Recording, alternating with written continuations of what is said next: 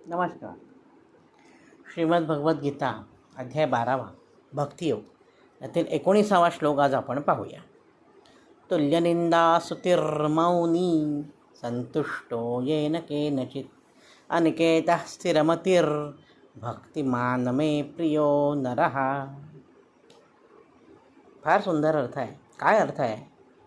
तुल्य निंदा स्तुती, निंदा आणि स्तुती यांना समान मानणारा मौनी म्हणजे मननशील, येन केनचित म्हणजे कुठल्याही प्रकाराने शरीराच्या निर्वाहामध्ये सदा संतुष्ट राहतो आणि अनिकेत म्हणजे राहण्याच्या ठिकाणाबद्दल ममता आणि आसक्ती यांनी रहित असतो. तो स्थिरमती म्हणजे स्थिरबुद्धी आहे. असा भक्तिमान माणूस पुरुष मला प्रिय आहे. आता अर्थ सोप्या भाषेत पाहू आपण.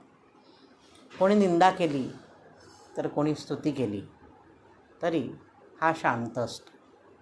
जो भक्त निंदा केल्यानंतर रागवत नाही. निंदकाचे घर असावे शेजारी असं म्हटलेलं आहे संतांनी. कोणी कितीही निंदा किंवा वंदा आमचा सर्व समाजाला शहाणं करण्याचा धंदा. बरोबर आहे. सर्व समाजाला भारत एक राष्ट्र म्हणून आपल्याला घडवायचं आहे. त्याच्यासाठी काही वेळाला आपल्याला निंदा सोसावी लागते. तुम्हाला माहिती आहे ज्ञानेश्वर माऊलींनी किती निंदा सोसलेली आहे, परंतु त्या निंदेमुळे ते गडबडून गेले नाहीत. तुकाराम महाराजांनी किती अवहेलना सोसली आहे समाजातील. समर्थ रामदास स्वामींनी किती सोसलेली आहे पहा. परंतु ही सर्व संत मंडळी आहेत, ती गडबडून गेली नाहीत. निंदा केली म्हणून रडत बसले नाहीत, तर आणि स्तुती केली म्हणून ते हुरळूनही गेले नाहीत. बरोबर आहे.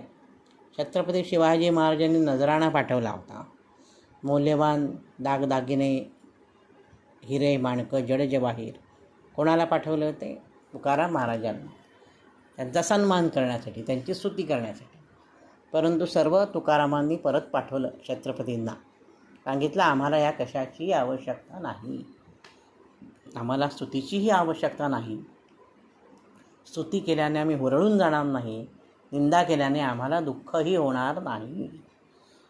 असे जे लोक असतात ते भगवंताला अतिशय प्रिय असतात. ज्ञानेश्वर माऊलींचे तसंच आहे. नंतर लोकांनी त्यांची खूप स्तुती केली, आधी खूप निंदा केली. जेव्हा ज्ञानेश्वरी लिहिली, अमृतानुभव लिहिलं, सांगदेव पासष्टी लिहिली आहे, त्यानंतर ज्ञानेश्वरांचं खरं महात्म्य आळंदीकरांना आणि इतरांनाही समजलं. त्यानंतर माऊलींची खूप स्तुती केली, परंतु त्या स्तुतीने ते हुरळून गेले नाहीत आणि निंदा केली म्हणून ते रडत बसले नाहीत. त्यांनी आपलं जगाच्या कल्याणासाठी खूप सुंदर असं काम केलं. आणि ज्ञानेश्वराचे शेवटी म्हणतात, असायदान मागतायत, आता विश्वात्मके देवे तेणे वाग्यज्ञे तोषावे, तोषोनी मज द्यावे पसाय दान. किती सुंदर विचार आहे हा. तुल्य निंदा स्तुतिर्मौनी संतुष्ट येन केनचित अनिकेत. अनिकेत, निकेत म्हणजे घर, अनिकेत म्हणजे ज्याला घर नाही असा. ईश्वराला आपण ईश्वर सर्वव्यापी आहे आपण म्हणतो ना, तर स्पेसिफिक असं घर नाही विशिष्ट, तो सर्वव्यापी आहे. पण ईश्वराचं एक नाव अनिकेत असंही आहे. राहण्याच्या ठिकाणाबद्दल त्याला ममता आणि आसक्ती यांनी रहित आहे. म्हणजे काय? दिगंबर आपण म्हणतो, दिशा हेच वस्त्र. दिगंबरा दिगंबरा श्रीपाद वल्लभ दिगंबरा म्हणजे आसक्ती रहित ज्याचं जीवन आहे, की मी कुठे राहे काय अशी काही त्याला म्हणजे त्याचा काही संदर्भ नाही आहे. जिथे असेल तीर्थक्षेत्री असतो, काय वेळेला तिथे आनंदात असतो. हे थोडक्यात काय, जर तुम्ही साध्या घरात राहिला, आताच्या मुलांना सांगायचं तर एखाद्या दिवशी AC नाही अशा खोलीत झोपायची वेळ आली तरी झोपता आलं पाहिजे. आता AC सगळ्यांना आवडतो, प्रत्येक बेडरूममध्ये AC असतो. AC शिवाय मुलांना झोप लागत नाही. बरोबर आहे. अनिकेता म्हणजे काय, की राहण्याच्या ठिकाणाबद्दल ममता, की अरे ACच पाहिजे, मग अजून काही सोयीसुविधा असलेले लॅविश हॉटेल्स पाहिजेत, त्याच्यामध्ये स्विमिंग पूल पाहिजे, बॅटटब पाहिजे.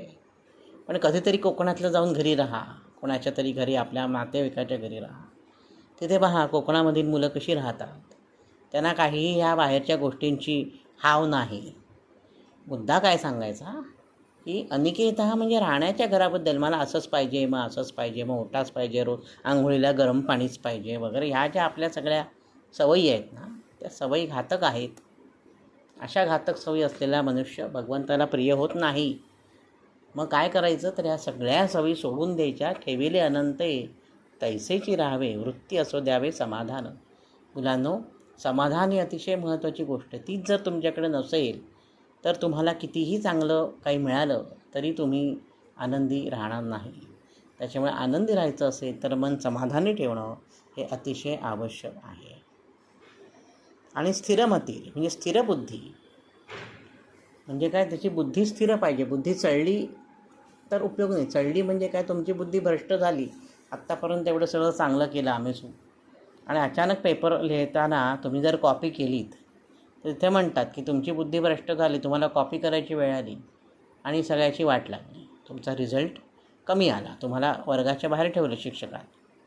कॉपी करणं हा अतिशय चुकीची गोष्ट आहे. तर असं करू नये. आपली बुद्धी स्थिर पाहिजे. चंचलता उपयोगी नाही. एकाग्र चित्ताने अभ्यास केला पाहिजे.